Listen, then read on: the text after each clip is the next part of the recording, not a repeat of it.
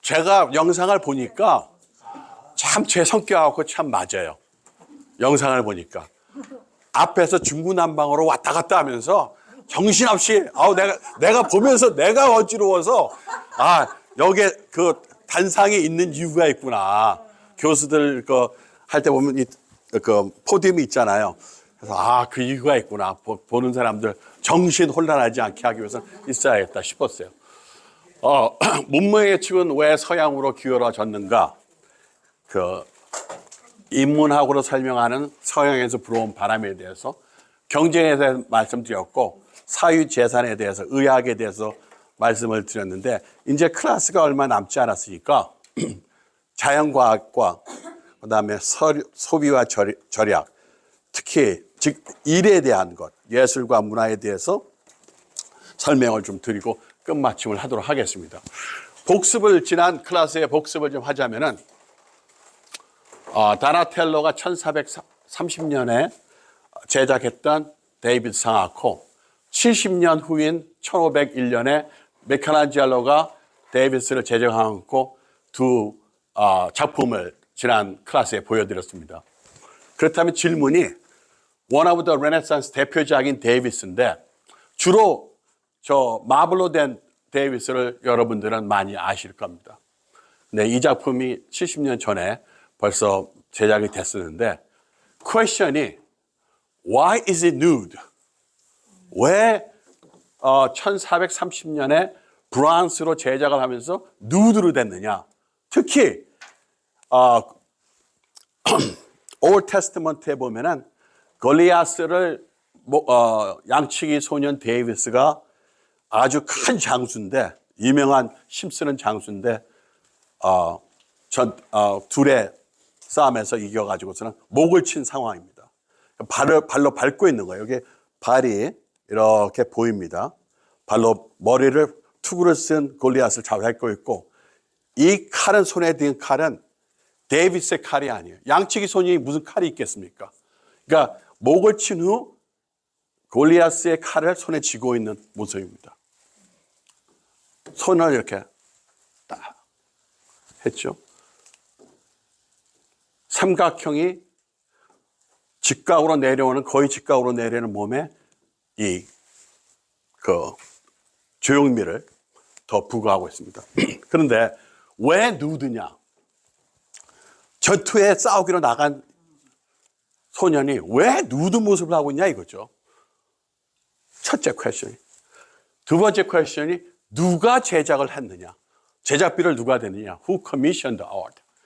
세 번째, What is the message? 메시지가 있어야 될 거 아니에요. 예를 들어서 제가 초상화를 누구한테 그려라 했으면 그 당시에 비싼 게 초상화니까, 그러면 뭔가 나의 자신에 대한 메시지를 전달하고 싶지 않겠습니까? 마찬가지로 이 제작을 돈을 주고서는 커미션한 사람이 어떤 메시지는 난 꼭 필요하다고 했을 거예요. 자, 그럼 작품의 데이비스, 아티스트가 미닝을 찾아봅시다. 첫째, 이 작품에 대한 포커스를 하겠어요. 예술적인 면을 본다면은, 첫째, First male nude since antiquity. 무슨 말이냐면, 고대 이후로 약 1000여 년 만에, 밀레니엄 만에 남성의 누드가 시작된 거예요. 그러면은 소로마가 멸망하고 나서 계속 한 1000년 동안을 서구 사회는 종교에 꽉 묶여 있으면서 남자든 여자든 누드가 허락이 안 됐어요. 거의 요즘 세상에 이슬람권에서 철저하게 긴 치마와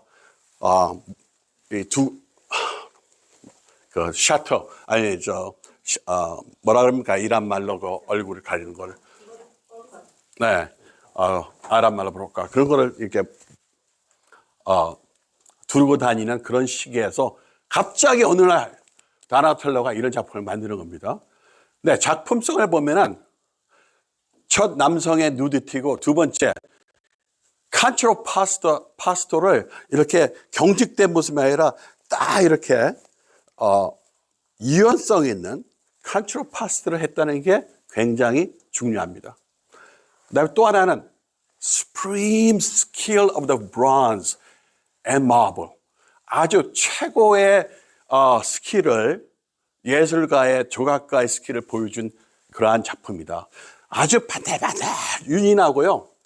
부드럽게 이루 말할 수 없고 브론즈로 동으로 만들었는데 그 다음에 또 한 가지 중요한 것이 아티스틱한 것만 아니라 여기에 폴리티컬 내세우진 않았지만 언더톤이라고 그랬어요. 언더톤 내세우지 않고 조용히 뭔가 말하는 아티스틱한 게 있어요. 폴리티컬한 정치적인 메시지가 있어요. A. Younger and smaller, no armor. 이 골리아스와 달리 옷에 갑옷을 안 입었죠, 몸에. Triumphs over bigger, experienced and armored. 골리아스.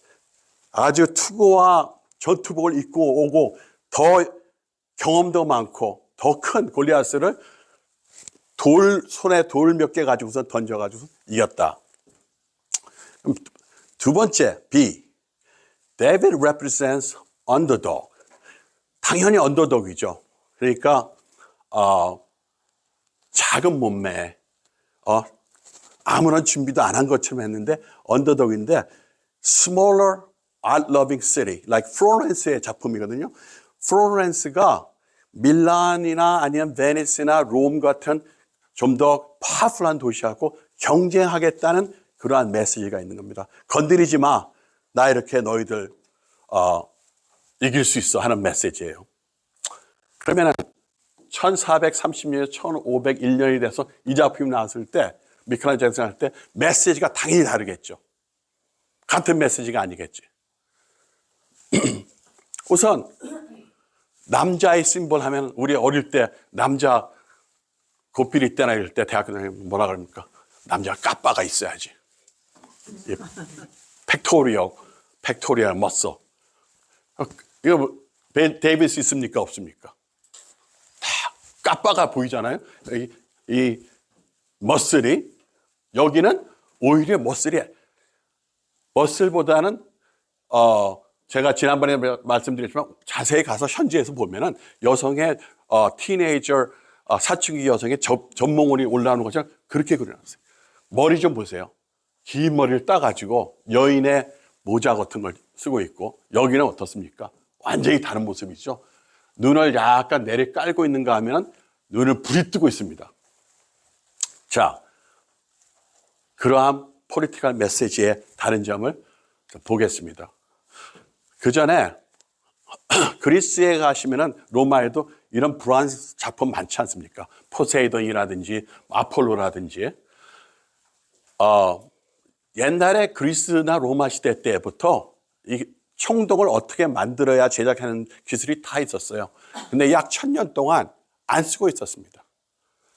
근데 다시 이태리의 플로렌스에서 이런 기술들이 르네상스 시기에 막 다시 제작하기 시작하는 거예요. 이러한 기술을 로스 왁스 프로세스라고 합니다. 또는 로스 왁스 테크닉이라고 그러는데 영어로 사라진 왁스 기술이라는 뜻이죠. 사라지는. 뭐가 로스 됐느냐? 이걸 캐스팅할 때 여기 모래라고 합시다. 모래에다가 이 모형을 이렇게 떠서 이렇게 고정시킨 다음에 여기다 끓는 브론즈를 부어요. 부으면은 여기가 비어 있어야 되지 않습니까?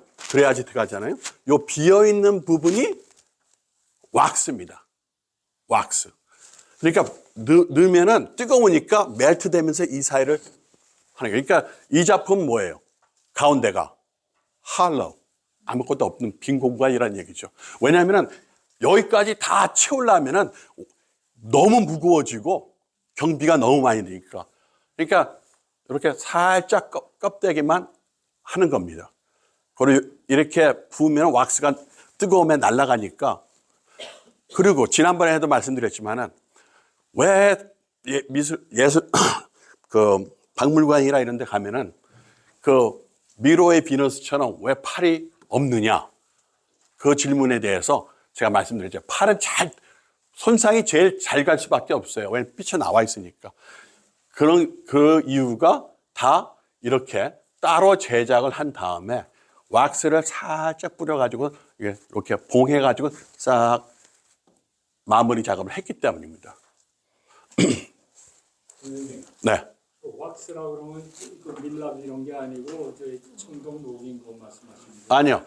청동은 딱 왁스라 하면 그 초 있잖아요. 초. 예, 밀랍. 밀랍이라 합니까? 네, 초.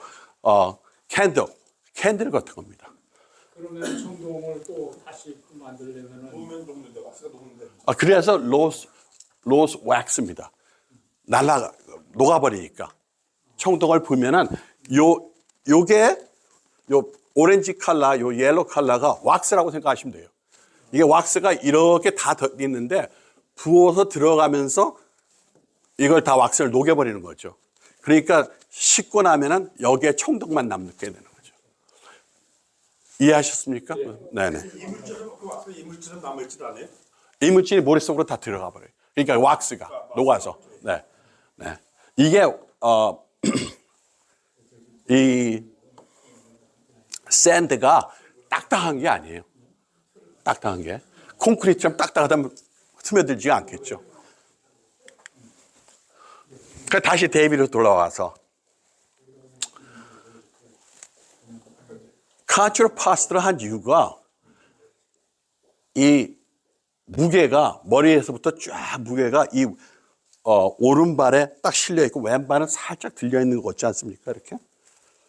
이렇게. 그래서 이 칼이 있는 이유가요. 대부분의 동상이 아까 전에 동상으로 돌아가 봅시다. 다리가 밑에가 날아가고 없죠. 없습니다. 그래서 지금 기념관에 여기다 받침목을 했는데 발목이 제일 많이 나가요. 약하니까 발목이. 그래서 발목에 힘을 더 주라고 칼을 여기다 댄 겁니다. 그러니까 두 개보다도 여기 저 카메라처럼 트라이앵글, 트라이팟 세 개가 있으면은 세 개 다리가 있으면은 하나가 좀 그래도 부러지지 않겠죠. 이게 만약에 부러진다 그러면 또 이거 수리 좀 하면 되는 거고. 그 뒤에 자세히 보시면은 오른발 뒤에도 머리를 이렇게 댔어요. 오케이? 무게 지탱이 굉장히 중요한 건데 고리아스의 머리가 하나의 무게를 잡아주기 위한 그 역할을 동시에 하고 있는 겁니다. 그래서 이렇게 아까 제가 말씀드린 것처럼 트라이앵글을 만들어주고 있다. 이게 손이 그냥 쭉 뻗어 있다면 더 재미가 없겠죠.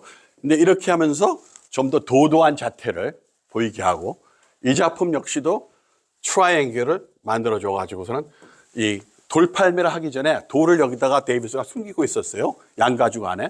이걸 딱 이렇게 들고 있는데 이 손 안에는 미켈란젤로가 만든 이 손 안에는 조그만 돌이 들고 있는 겁니다. 던지기 일보 직전이에요. 이제. 딱 포즈를 취하고 있는 거죠. 네. 어떤 모습으로 70년 만에 달라졌느냐. 다른 모습, 다른 크게 의미는 무엇인가. 이거 다나텔러가 제작해가지고 메디치 가문에다가 이제 드렸을 때 어디다 설치를 했느냐. 설치가 굉장히 중요해요. 플로렌스에 가시면 메디치 가문의 집이 몇 채가 있는데 그 중에 하나 다운타운에 있는 집에다가 빌라에다가 정원에다가 이걸 설치를 했어요. 다시 말해서 뭐냐? It's not for public. 모든 대중이 지나가면서 길에서 보는 작품이 아니에요. 그냥 자기가 메디치 가문에서 돈을 줘가지고서는 다나텔러 보고 만들어라 해가지고 만들어놨는데 설치는 어디냐? 자기 집 정원에다 했던 얘기예요. 그 의미를 한번 되새겨 보십시오. 왜 그랬을까? 그다음에 크기가 이 작품은 정원에 설치했는데 크기가 크지가 않아요. 여기 보시면은 이게 있듯이 이렇게 사람 크기 정도라고 생각하시면 됩니다. 반면에 미켈란젤로가 만든 이 작품은 어마무시하게 큰 작품입니다. 높이가. 그리고 눈을 아래로 내려 깔듯이 이 작품은 거의 정면에서 볼 수가 있어요. 근데 이 작품은 올려다 봐야 돼요. 크기 때문에. 왜 미켈란젤로는 골리아스의 머리를 발받침으로 사용하지 않았는가? 돌만 이렇게 다 발받침으로 하나 해가지고 무너지지 않게. 그 이유 중에 하나가 이 시기와 이 시기는 경쟁 상대가 달랐기 때문에. 경쟁 상대가. 왜 손에 칼이 들려있지 않을까? 이유는 이건 이제 전투 후고 전투하기 전이에요. 골리앗하고. 왜 칼이 들려있지 않은가? 무게도 이렇게 내려가고 말씀드렸죠. 정면을 보는 것과 올려다보는 것의 차이. 더 이상 암호학과 맞서지 않겠다는 의미입니다. 이 의미는. 오케이? 이 의미는 내가 약자인데 덤벼들면은 죽이고 이렇게 강력한 대응을 하겠다는 거고, 이 의미는 덩치도 커졌고 이제 풀 남성상의 완전 남성상을 보여주면서 아무나 덤비지 마라. 이런 의미가 있습니다.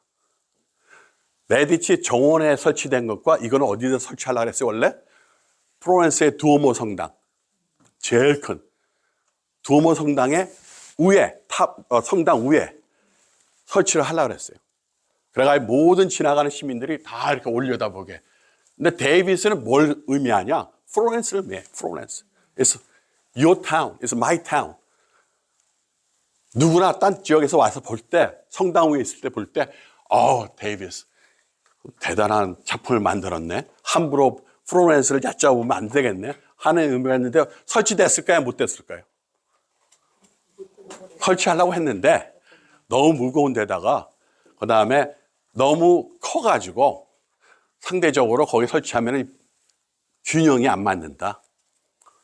그래서 설치는 안 하고 지금은 이렇게 실내에 보존하고 있습니다. 근데 카피가 있어요. 카피가. 오리지널은 이렇게 실내에 보존하고 있고, 카피는 그 다운타운 플로렌스에 있습니다. 아무나 대중들이 걸어가면서 볼 수 있게. 1700년, 1750년 정도의 시기대의 그 맵인데요. 일단은 우리 여러분들이 좋아하는 니스하고 칸 이 지역 있죠. 모나코 요 지역. 이 지역이 원래 이태리였습니다. 다. 이태리만 하고 이태리 땅이었는데 나폴레옹 전쟁 때 1810년 1800년 초기에 나폴레옹 전쟁 때 뺏겼어요. 그런 다음에 영원히 못 찾게 됐습니다. 지금까지도. 프랑스 땅이죠. 니스.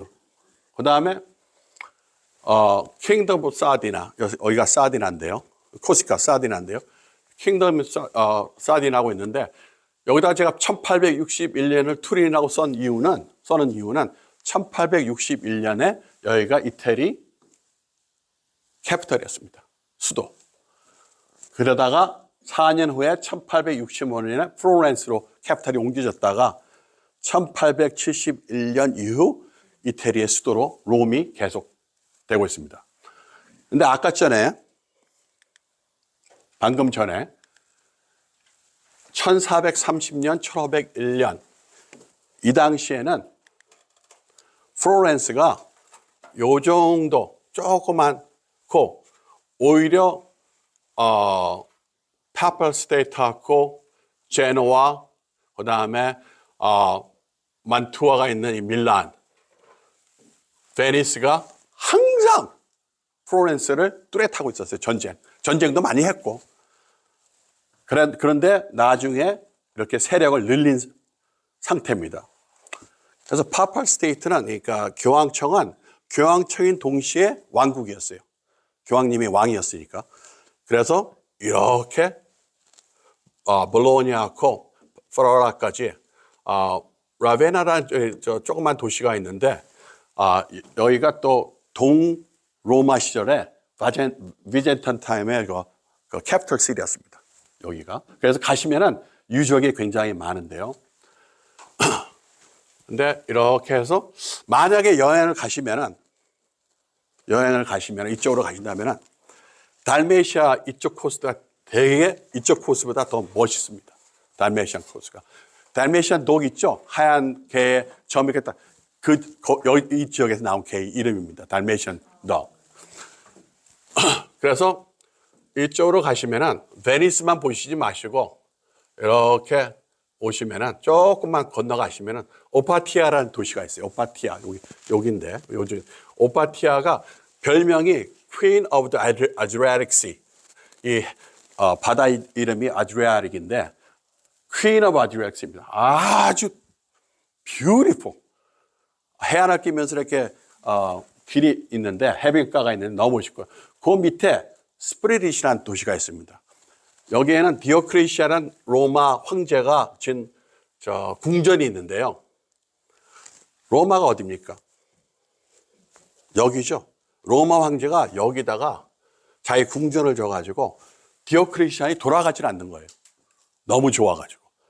진짜 가보시면 지금은 황성예턱으로 변해가지고 있지만은 그 옛날에 그 모습이 궁전 모습이 그대로 살아 있습니다. 왜냐하면은 모슬럼 베니스가 여기 쳐들어가면서 많이 파괴했고요. 그다음에 아라만 엠파이어가 다시 여기를 하면서 많이 파괴되고 다시 몇 번의 전쟁 끝에 많이 파괴됐습니다. 달메시아로 가시면은 여기에 라구사라는 데가 있는데 리퍼블릭 라구사 오늘날의 두브라닉입니다.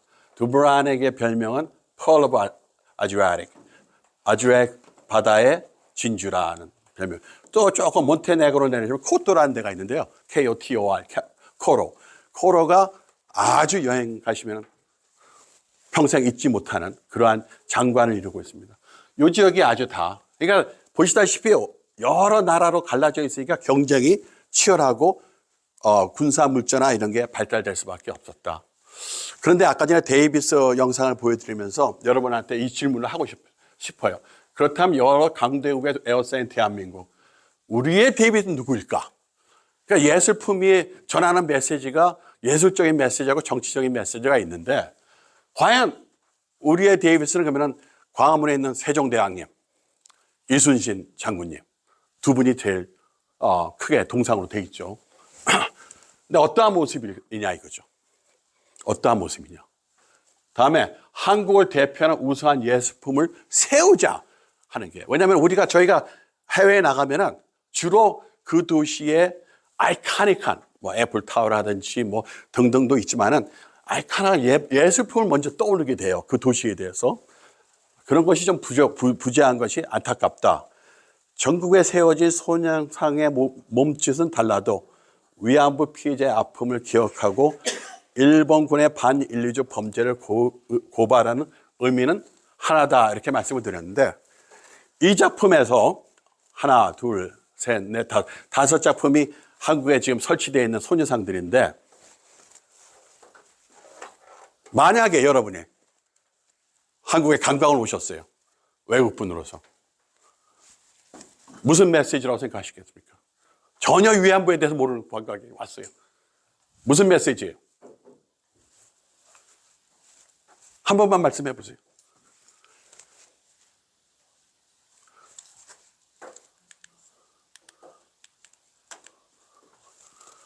저는 이게 설명을 드렸죠. 그래서 이제 대충 아시겠는데 근데 그 당시에 이걸 제작했을 때요. 플로렌스 사람들이 시민들이 무슨 메시지 다 알고 있었어요. 그런데 이것도 물론 한국 분이 보면 무슨 메시지인지 알고 있죠. 그런데 외국 사람이 와서 봤을 때 약하지만 강한. 에? 약하게 보이지만 강한. 그러다 팔이라도 이렇게 들고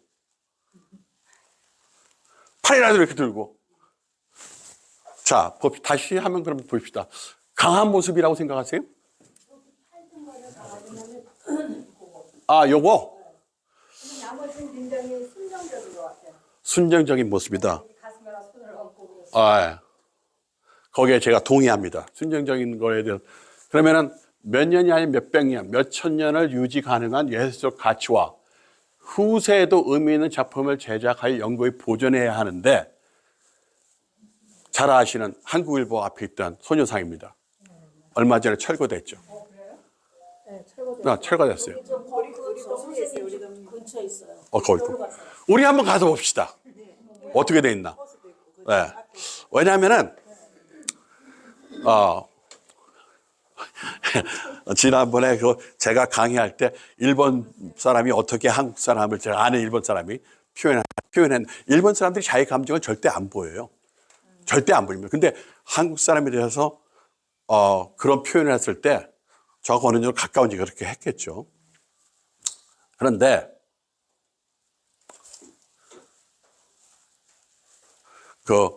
일본 사람들이, 아니 우리 이 소녀상이 세워졌을 때 얼마나 언론에서도 소녀상 세웠다고 그 앞에서, 저도 서너 번 가가지고 개인적으로 혼자서 가서 조용히 묵념을 드렸던 기억이 있는데, 필리핀에 가시면은 위안부 동상이 있어요. 한국에만 있는 게 아닙니다. 필리핀에도 있고 다 세계적으로 태평양 전쟁 때 일본에게 점령당해가지고 많은 탄압을 받았던 여러 동상들이 있는데, 필리피나 캄포드 워먼, 마닐라 베이에 있는 겁니다. 그런데 소녀상만 없어진 게 아니라 이것도 없어졌어요. 필리핀에. 2018년에 세우고 나서. 배경에 대해서 길게 설명 안 드리겠습니다만은, 무엇인들이 꾸준하게 해야 된다는 거예요. 꾸준히. 일본은 정부는 민간 차원에서, 정부 차원에서 꾸준히 없애라고 반발했어요. 꾸준히. 그러니까 없앤 거죠. 그런데 한국의 소녀상은 일본 정부에서 꾸준히 반대도 했지만은 우리가 자발적으로 지킬 힘이 없었다는 거. 왜 여기다 세웠는지 아시죠? 아세요? 왜 여기다 세웠는지? 그 많은 세너빌 아일랜드에 한국분 많이 살고 몽고메리 카운티도 한국 사람들 많이 살고 하는데, 왠지 아시죠? 이게 프라이빗 프로퍼티예요. 퍼블릭 플레이스에 하려면은 프로포설을 써가지고 정확히 이 마니먼트가 왜 필요한지 시의원들이나 카운티 슈퍼바이저를 이해를 시켜가지고 퍼블릭 스페이스에, 퍼블릭 파크이란 데, 아니면 많지 않습니까, 미국에는.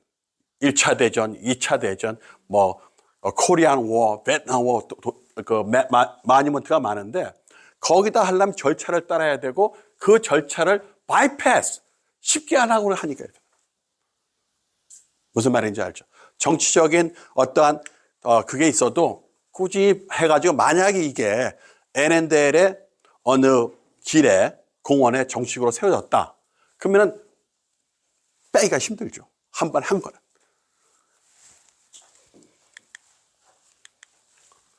영국의 런던에 가시면은 2차 대전에 참전할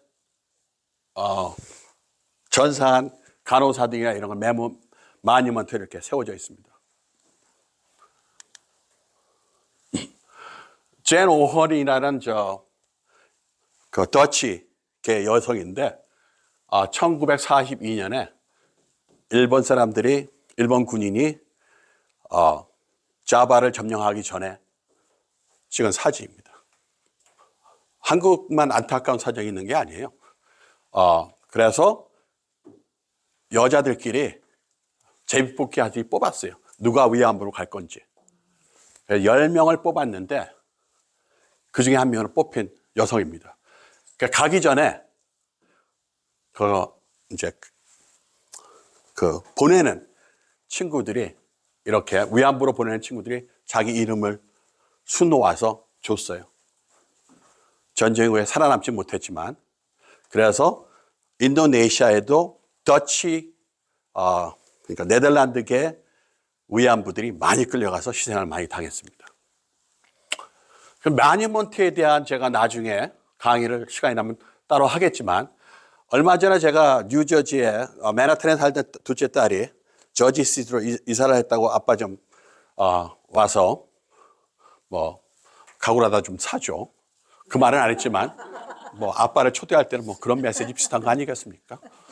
그래서 갔어요. 갔더니 바로 이쪽이 맨하탄입니다. 지금 보이는 게 월스트리트이고 여기 허슨강이 있는데 허슨강 바로 강가에 저지스에 있는 카틴이라는 동상입니다. 폴란드 군인이 소련의 총에 찔려가지고 칼날이 여기까지 나와 있습니다. 고개를 젖히고 장렬하게 전사하는 그 모습을 이게 폴란드 마크입니다. 있는데 사이즈도 크지만은 굉장히 높아가지고 올라보는데 여기 진입하기 전에 큰 길에서 이 동상이 자만치에서 보이는데 말이죠. 내가 가고 싶어. 가서 저게 무슨 메시지인가? 그러면 전혀 이 동상이 전달하고 하는 메시지를 내가 몰랐어요. 몰랐는데 가까이 가서 보니까 이게 더 충격적이면서 근데 여기에 보시다시피 판이 있는데 여기 있고 여기 양옆 사방으로 설명이 쫙 판이 있는 거예요.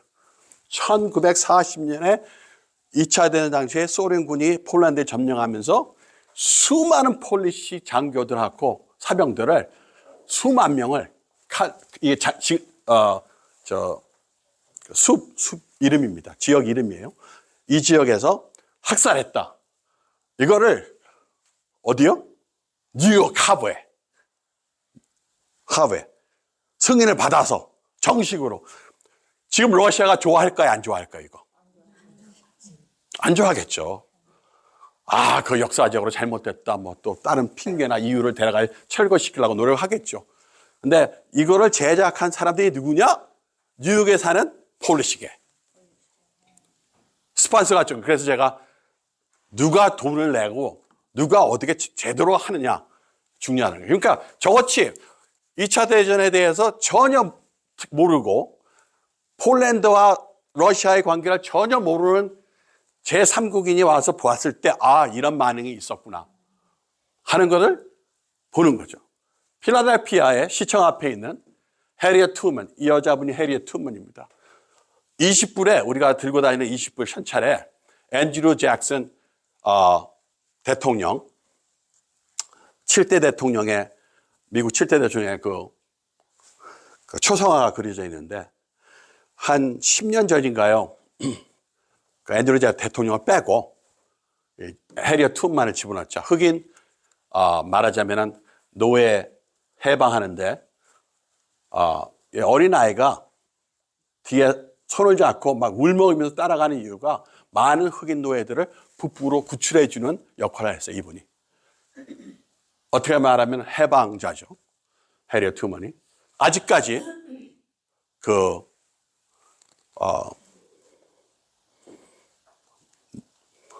민트 디파먼트 종이 화폐를 찍어내는 데에서 만들지는 않고 있습니다.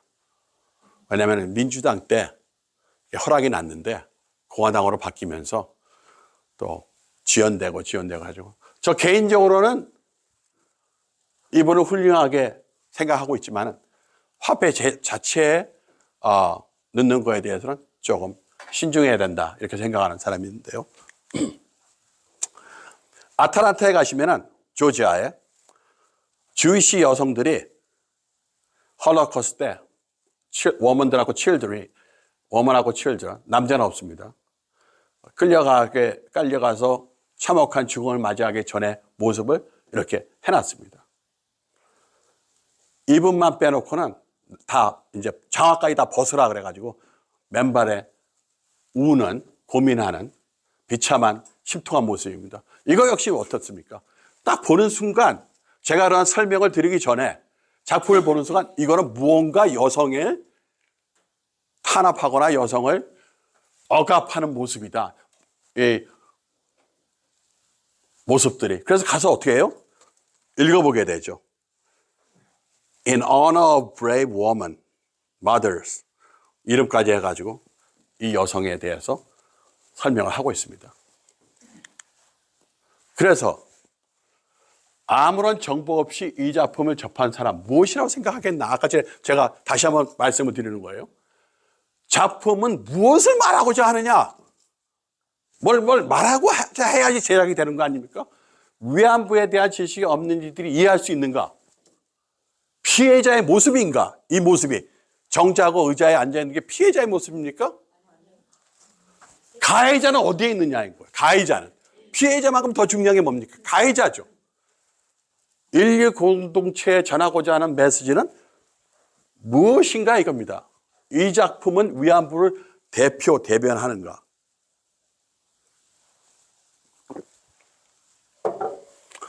그러면 제가 말하고자 하는 예술에 대한 골자로 이제부터 들어가 보겠습니다.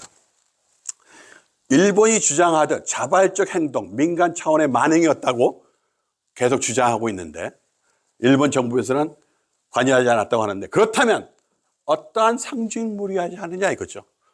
만약에 그들이 거부를 하면 어떤 정의의 부끄러움이 있는가? 없다면 왜 위안부의 기념비가 소녀상이냐 이거예요. 실제로 끌려가서 오랫동안 있던 분들은 소녀가 아니죠. 여성이죠. 그렇지 않겠습니까? 상식적으로 생각해도 왜 소녀상이라고 이름을 붙였느냐 이거죠. 철장 속에 철사에 묶여 총칼 아래 발부둥치는 젊은 여인의 모습이 더 강렬한 메시지가 아닐까 이거죠. 이왕 한다면은 이왕 만행에 대해서 지적을 해주고 싶다면은 다소곳이 앉아있는 여인보다는 옷이 찢어지고 가슴과 그냥 이런 데가 다 노출돼가지고 그냥 참혹한 모습, 그런 비통한 심정이 아니었겠습니까? 끌려간 여성들은 조국이라는 나라는 없어지고 또 조국이라는 데에서는 관심도 안 가지고 있는데, 그래서 다시 프랑스 혁명의 유지엔 델라코아의 미술품으로 왔습니다. 프랑스 혁명을 대표하는 이 자유여신은 분명히 여인의 신체를 하고 있습니다. 여인이 가슴을 훤히 노출하고 있어요. 서양에서 이해하는 부끄러움과 동양에서의 부끄러움은 다른 것인가 묻고 싶어요. 우리 똑같은 사람들 아닙니까? 인간들? 그런데 왜 동양에서는 여인이 신체의 일부분을 보여주면은 부끄럽다 생각하느냐 이거죠. 왜? 사회적으로 지탄을 받고 신체의 일정 부분의 노출로 여성의 모욕감을 줄 수도 있다. 그러나 대다수의 관객은 그렇게 느끼지 않는다. 그 이유는 뭐냐 이거죠. 만약에 루브르 박물관에 오늘 가셔가지고 이 Liberty Leading the People이라는 작품 앞에 딱 서셔가지고 거참 여인의 가슴이 뭐 어쩌고저쩌고 이런 말을 하면은 어떻게 돼요? 무식한 사람이 되는 거예요. 메시지가 그게 아닌데, 만약 이 여인이 흑인, 아랍 또는 동양 여성이라면 어떻게 달라진다고 생각하세요? 이 메시지가. 프랑스 혁명 때 이 남성은 총 맞아 쓰러져 가지고 하체가 다, 아니 하의가 다 상실됐어요. 양말은 벗겨지고 있고 이 양반도 죽었고 어린아이가 쌍권총을 쏘면서 노틀다이 멀리 보이는 자욱한 연기 아래서 이 사람은 장총을 들고 있고 칼을 들고 있고, 자, 이런 상황에서 백인 여성이 아닌 동양 여성이었다면 메시지가 달라져요? 근데 자발적이냐 아니면 강제적이냐 그거를. 이 리버티는 알레고리컬한 피규어죠. 알레고리컬하다는 것은 상징적인 피규어죠. 실제로 여성이 아니라 리버티, 자유의 여신. 뉴욕 하버에 있는 스태츄 오브 리버티처럼 리버티라는 그 자유의 여신이 시민들을 끌고 있는 모습인데 청상화한 거죠. 데이빗, 르네상스 대표작 남성이죠. 그러나 200년 후에 대중을 이끄는 자유의 여신, 로맨티시즘의 대표작의 이 작품에서 여성이 끌고 있어요. 여성이. 1400년도, 1500년도에는 데이비스, 남자가 그 도시를 대표하면서 억압과 전쟁을 하겠다고 달려드는 도시국가, 다른 도시국가를 막아주는 상징이었다면, 이제 19세기에 들어와서는 뭐냐? 여성이 대표하는 거예요. 말인즉슨 여성의 인권이 벌써 올라가고 있다는 거죠. 이제 남자만의 세상이 아니라는 걸 의미하고 있습니다. 그리고 여성이 가슴 정도 노출한다고 해가지고 여신이 그것을 여성으로 보는 게 아니라 아이디어! 뭐를 추구하느냐? 뭐를 추구하기 위해서는 뭐예요? 부끄러움이 없어야 된다 이거죠. 정의를 추구하는데 어떻게 여인의 신체 일부분이 노출된 걸 가지고서는 정의를 노하느냐 이거죠. 그렇다면은 곧자는 이렇습니다. 제가 말하고 주장하고자 핏대를 올려가면서 하는 주장은 이겁니다. 위안부 소년상을 그렇게 만들면 안 된다는 거죠. 부끄럼 없이 실제로 위안부를 의미를 좀 설명해 줘 보세요, 누가. 단발머리도 위안부들은 단발머리를 안 입어요, 솔직히. 아니요. 단발머리 아니에요, 그게? 그건 뭐 소녀상이니까 단발머리를 했겠죠. 아니, 제목이 소녀상이니까 단발머리를 했겠죠. 근데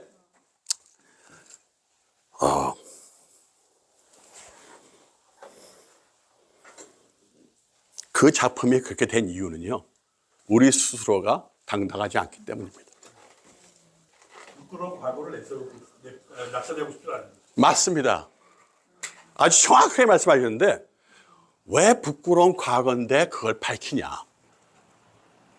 그리고 여성이면 조용히 집안에서 밥이나 하고 있어야지. 왜 나와서 드라이브 운전하고 있어. 이러한 고정관념에서 벗어나지 못하고 있기 때문입니다. 네? 왜 나서 조용히 해. 그러면서 무슨 소녀상을 만들어가지고서 다른 나라를 하고 경쟁하겠다고 하는 겁니까? 그러면 안 되죠. 실제로 살아계신 분들이 만약에 그 처참한 모습을 한 그 형태, 그 상황에서 태평양전이 그 힐러리 클린턴 여사가 정확하게 말을 했어요. 한 인터뷰에서. 제가 보고서 역시 깨인 사람은 다르구나. 한국분이 국회에서 한국분이 아니라 어느 기자가 물었는데 그 comfort woman에 대해서 어떻게 생각하냐니까 No, it's not comfort woman. It's a slave woman. Sex slave. 섹스 슬레이브가 본질이에요, 본질. 왜 본질에서 자꾸만 벗어나냐고. 우리 스스로가 그 여성들은 섹스 때문에 슬레이브로 간 여성들이라고 받아들여야 돼요, 스스로가. 그래야지 이게 본질을 봐야지 쉬쉬하면서 숨기고 창피한데 그걸. 세상에서 전쟁터에 창피한 게 어디 있습니까? 사람을 죽이고 사람을 납치해 가지고서는 섹스 슬레이브로 쓰고 있는 세상에. 자, 그래서 왜 이렇게 오늘날까지도 우리 자신이 예술품을 만들면서도 자기 스스로의 진짜 속 깊은 심정을 예술품으로 승화시키지 못하고 자꾸만 감추거나 자기 스스로가 억압을 멍해를 씌고 하는지 그 이유를 짚어보도록 하겠습니다. 사이언스, 과학이 굉장히 중요해요. 다들 아시죠? 과학이 얼마나 중요하냐. 제가 참 코리아 드라마를 안 봐요. 한국 문화에 얼마 전에 입문을 한 게 제 와이프가 그 미스터 트롯 좀 같이 보자고. 왜냐면 와이프가 그 위에 방에서 뭘 보잖아요. 그럼 제가 아랫방으로 내려와서 저는 이게 다큐멘터리나 이런 걸 보길 좋아하고 와이프는 엔터테인 보길 좋아하고. 그러니까 그런데 떨어져 있으니까 서로 와이프가 올라와서 좀 같이 봐주면 내가 소원이 없다. 그래서 봤어요. 미스터 트롯도 보고. 그런데 드라마는 더더욱 안 보죠. 그런데 그게 참 큰 미스테이크였다는 걸 제가 요즘에 깨달았습니다. 왜냐하면은 그 드라마나 이 엔터테인 쪽에서 사실 많은 걸 배울 수가 있어요. 즐거움 속에서 울고 웃으면서 노래 부르면 춤추는 속에서 많은 걸 배울 수가 있는데 어느 분이 며칠도 안 됐어요. 이틀인가 3일 전 주말에 뭐지 얘기하다가 허준 받느냐고 그래서 허준이 뭐야 그랬더니 이 사람 완전히 진짜 간첩이네. 허준이 뭔지 모르나 그래. 아니 허준이 조선시대 때 의사 아니냐. 동의보감? 네, 그 동의보감. 그거는 알고 있는데 야 드라마가 너무 좋으니까 보라고. 근데 한국 드라마는 보지 말아야 돼요. 그 이유가 있어요. 중독성이 너무 강해가지고 계속 봐야 돼. 예. 그래가지고 저도 그냥 유튜브에 들어가서 MBC 허준 치니까 총 막나이가 떴는데 이걸 좀 1시간짜리를 몇 분으로 끊어서 좀 속도가 빨리 지금 6회까지 봤는데 한 이틀 만에. 그러니까 지금 약간 졸립니다. 어저께 저녁도 한 새벽 2-3시까지 보게 됐는데. 그런데 그게 참 중요한 게 뭐냐면요. 허준이 살아계셨을 때가 1590년 임진왜란 그 당시지 않습니까? 선조 때. 근데 그걸 보면서 느낀 것 중에 하나가 맥을 짚고 침 넣고 탕약 따리고 하는 의사였어요. 지금도 한약은 그거죠. 주로 맥 짚고 침 넣고 약 따려 먹고. 맞습니까? 틀립니까? 맞습니다. 근데 왜 서양 의학은 빨리 발전하고 동양 의학은 더디게 제자리 걸음을 했느냐. 그 이유를 금방 알아챘어요, 저는. 거의 한 1-2편 보면서 딱 알아챘어. 그 중에 하나가 해부학을 안 했더라고, 해부학을. 사람 신체를 가다가지고 간이 어디 있고, 그 모름지기, 저는 다 안 봤으니까, 총 100여 편이라니까 그걸 보려면 시간이 걸리겠지만은. 근데 모름지기 아마 허준 의사가 인체를 칼로 째가지고서는 다 보지는 그런 장면이 있는가 없는가 모르겠습니다. 근데 없을 가능성이 많다. 왜냐하면 당시에 사고방식이 인체를 칼을 대가지고 한다는 건 상상을 못할 때였으니까요. 드라마에서는 나옵니다. 마지막에 나와요. 마지막에 나와요? Thank God. Thank God. 제자가 그러세요? 야, 기억력이 좋으시네. 근데, 자, 내가 이걸 첫 클래스에서, 특강 클래스에 제가 말씀드렸죠. 갈릴레오나, 코페르니쿠스 같은 사람이 나와가지고서는, 이 세계 우주가 돌아가는, 행성이 돌아가고 별이 돌아가는 걸 연구할 그 시기에 똑같이 인체에서 심장에서 어떻게 동맥으로 해서 정맥으로 해서 피가 도는가를 해부하면서 같은 시기 때 아이러니하게도 연구를 했다고 제가 말씀을 드렸는데 제임스 왓, 영국 스코틀랜드 사람이죠. 제임스 왓 스팀십이 1764년에 이제 더 이상 바람에 의지하지 않고 어떠한 동력으로 해서 움직이는 기관선을 만들었고요. 1861년에 겟링건이라고 서부 영화 같은 데면 나오는 겟링건이 나오고 이게 또 더 중요합니다. 1761년에 존 해리슨의 Longitude Finding Chronometer 1714년. 1714년이면은 미국이 독립하기도 훨씬 전에 그 시기에 Longitude Chronometer가 나왔습니다. 무슨 의미냐? 제가 한국 전쟁에 대해서 들을 때 항상 한국 분들의 불평, 불만 중에 하나가 뭐였냐면은 제가 느끼는 필링은 저 멀리 와시턴에 있는 이제 대한민국이 탄생되기 일보 직전에 드디어 8.15가 와가지고 해방이 되고 이제 제 나라를 제대로 하나 만들어가지고 독립국가로 발돋움할 그 시기에 듣도 보지도 못한 어떤 근무성에 있는 관리가 지도를 펴놓고서는 와인틀에서 쭉 줄을 걸어가지고 38선을 걷다. 말단 갈려. 그거 맞습니까? 틀립니까?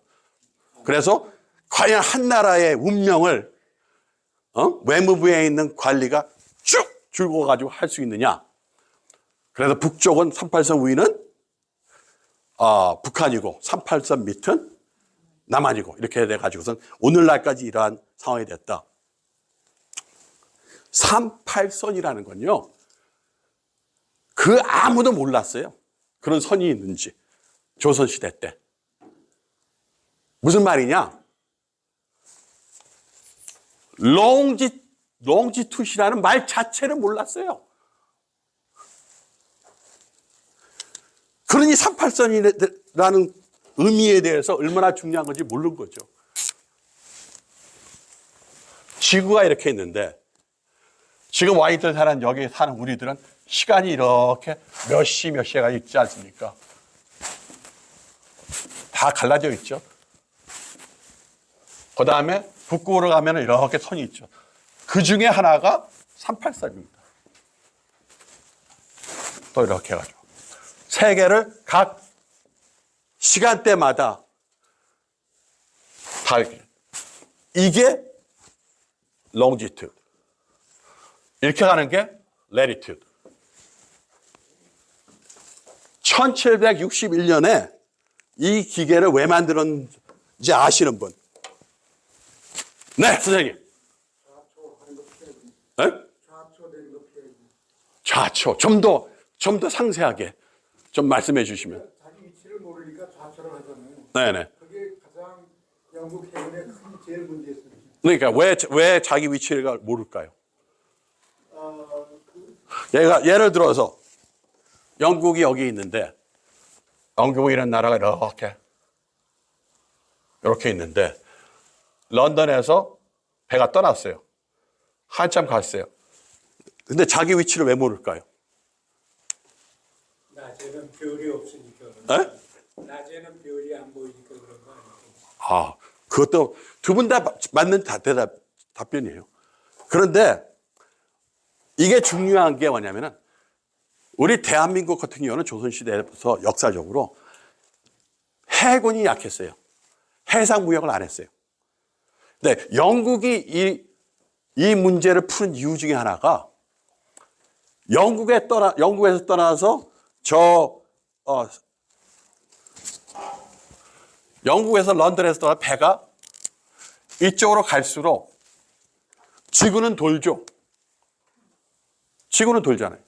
지구는 돌고 배는 가고. 예?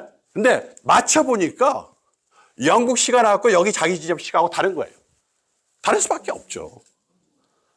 그래서 런던에 있는 사람들이 이 배 선박이 어디가 있는지 알 수가 없는 거예요. 그리고 선장은 자기 위치가 어디 있는지 모르는 거예요. 그래서 longitude하고 latitude하고 만나는 이 지점에 딱 있어야지 내가 38선에 12 디그리라고 합니다. 38 디그리하고 12 디그리 어디에 딱 있다. 이게 나오는 거예요. 오늘날의 GPS하고 똑같은 겁니다. 교차점을 알아야 되잖아요. 교차점을. 그래서 선을 긋은 겁니다.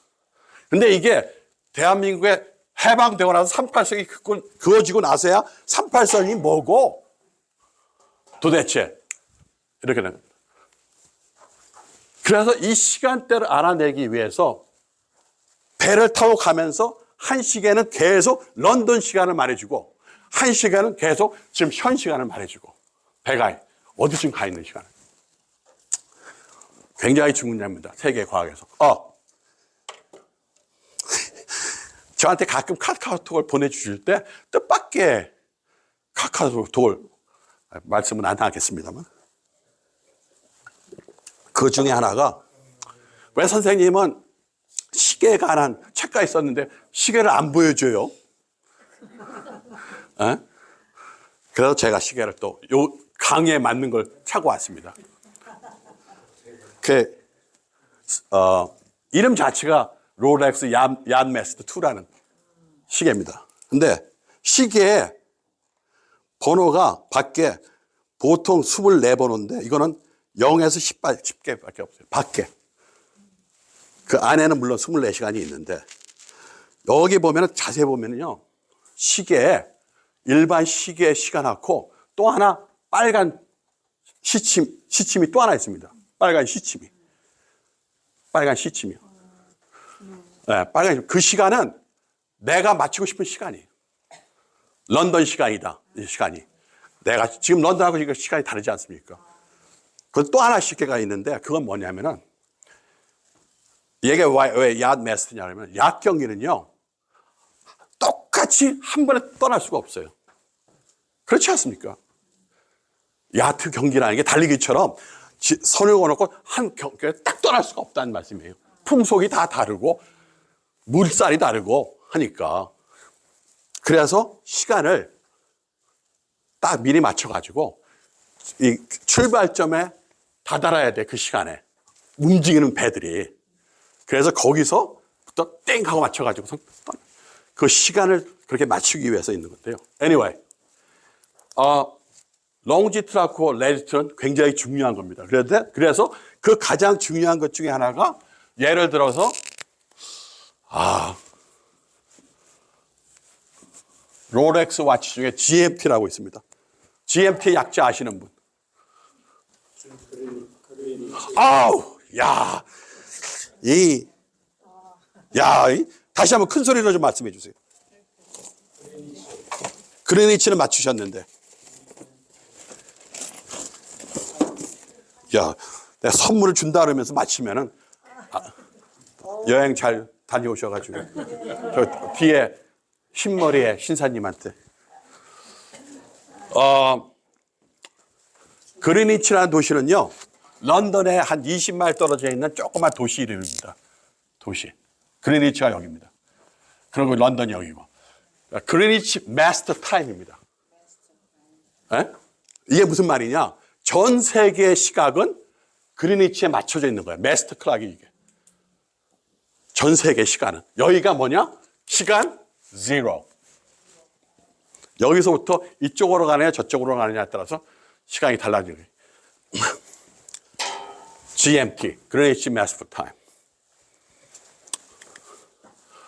그래서 자연과학의 발전은 식민지 개척으로 이어졌다라고 또한 말을 합니다. 만약에 조선이 대한제국이라는 좀 민망스러운 타이틀을 내걸지 않고 미리미리 제국의 자리에 올랐다면 대한제국이라는 말을 하기에 좀 더 떳떳하겠죠. 그런데 서양은 영국 같은 나라, 유명한 벤자민 웨스트의 작품입니다. 프랑스군 왔고 코백 있는 데에서 전투를 하다가 이 장군이 제너럴 호프가 쓰러져가지고 전사하기 전에 이 장교들이 있고, 인디아는 왜 있느냐?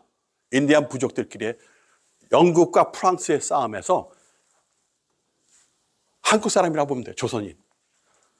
청일전쟁 때, 노일전쟁 때 조선인이라고 생각하시면 됩니다. 거의 인디아는. 어나더 델라코아의 명작이죠. 고대 시리아 황제가 이분입니다. 사다나파르스의 죽음은 허망함과 잔인성 그리고 지도자의 무능함의 결과를 모두 내포하고 있다. 미들 작품에서 영국과 프랑스 지도자들의 우위성을 보여주며 서구 사회에 만연되어 있던 동양에 대한 우월성을 내포하고 있는 그 미술품입니다. 고대 시리아의 황제가 여기 보시면은 작았지만은 뭐라 그랬어요? 아까 전에 시작하시기 전에 디테일에 강해야 된다. 작은 거에. 잘 안 보이지만은 밖에서 불이 나고 있어요. 적이 쳐들어온 거지. 도시가 불이 나고 하는데 이 황제가 명령을 내렸어요. 보좌관들이 와가지고 이미 엎어진 물, 이제 제국을 살리기는 끝난 것 같습니다. 피하셔야 됩니다. 전하, 빨리 피하셔야 됩니다. 전하, 한시가 급합니다. 전하. 그러는 거예요. 근데 딱 침대에 누워가지고 그래, 그러면은 안 되겠구나. 다 죽자. 그래서 다 같이 죽자. 무슨 말인지 알겠냐? 그래가지고 여기 칼을 든 남성이 칼을 빼가지고 여인의 목을 치고 있습니다. 원래는요, 훌륭한 작품은요, 이런 데스 씬 같은 거를 디테일에 벗어나면 안 돼요. 디테일에. 이 칼로 이렇게 영화에서 많이, 이거는요, 영화하고 실제로 그리스의 옛날에 고전에 유명한 대리석 작품이 있는데 전투에서 졌어요. 전사가. 그래서 죽는데 어떻게 자결을 하냐면은 단도를 들고 이렇게 하지 않고요. 여기 뼈가 있지 않습니까? 양쪽에. 왼편에 뼈 바로에 거기다 딱 꽂은 다음에 확 찔러요. 칼이 들어가면서 뭘 해요? 심장을 뚫는 거죠. 여기 이목 뼈 심장 바로 위니까 꽉 눌러요. 어떤 모습입니까 그게? 디테일에 강하게 예술가가. 그래서 목을 베는 게 아니라 칼로 심장을 앞으로 하면 안 돼요. 왜? 갈비뼈가 있으니까. 실수해가지고 안 들어갈 수도 있어요. 자,